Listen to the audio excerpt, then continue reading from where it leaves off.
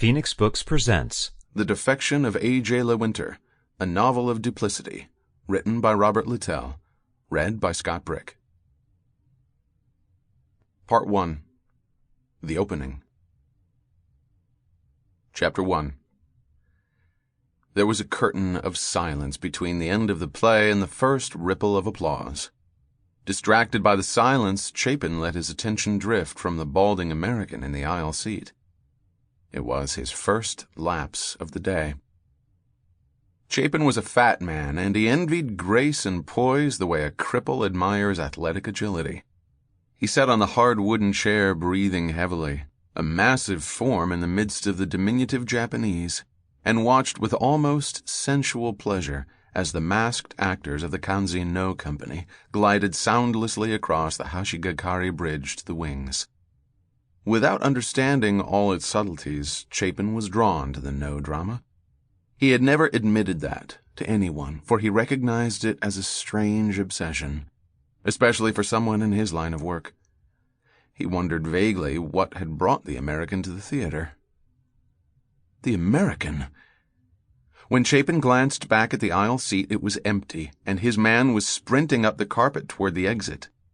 Still caught up in the mood of the No, Chapin was reluctant to break the cobweb threads of imagination that bound him to the stage. Wearily, he bowled his bulky body over the legs of 4 Japanese and headed up the now jammed aisle toward the lobby. For a man of his size and age, he moved rapidly. But by the time he reached the front steps of the theater, the American had disappeared into the river of people flowing through the streets of downtown Tokyo. Chapin stood on the steps and threaded his fingers through his thinning hair. It was his first fade-out in years, and his professional pride was bruised. Control would be furious. As he turned to search for a telephone, something caught his eye. The familiar profile of a man framed in a window of a taxi pulling away from the curb. Chapin squeezed into another taxi and told the driver, "Anokuruma o otakure." In Japanese, Chapin thought, the phrase didn't sound quite as ridiculous as it did in English.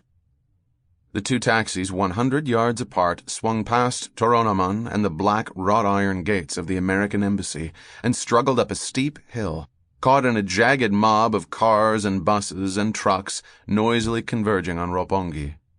The early evening breeze blew through the open window against Chapin's face, and with it came the reddish dust from a torn-up stretch of road where a new subway line was being built. Chapin saw that his driver was enjoying the chase. With his forehead...